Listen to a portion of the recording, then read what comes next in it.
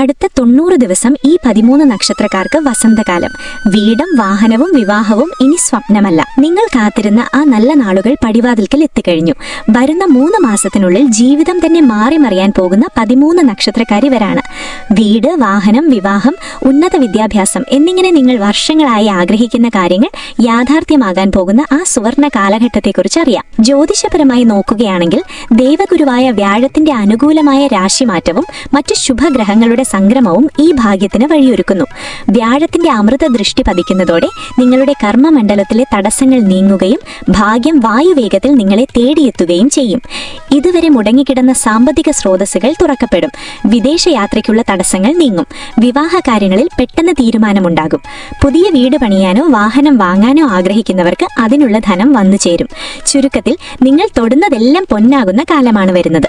ആ 13 നക്ഷത്രക്കാർ ഇവരാണ്: രോഹിണി, മകം, പൂരം, ഉത്രം, അത്തം, ചിത്തിര, വിശാഖം, അനിഴം, പൂരാടം, ഉത്രാടം, തിരുവോണം, പൂരുരുട്ടാത്തി, ഉത്രട്ടാത്തി. ഇതൊരു പൊതു നക്ഷത്രഫലമാണ്.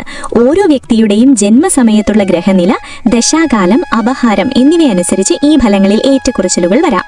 അതുകൊണ്ട് കൃത്യമായ ജാതക പരിശോധനയിലൂടെ കൂടുതൽ വിവരങ്ങൾ അറിയാൻ ശ്രദ്ധിക്കുക. നിങ്ങളുടെ നക്ഷത്രം ഇതിലുണ്ടോ എങ്കിൽ വിശ്വാസത്തോടെ മുന്നോട്ട് പോകുക.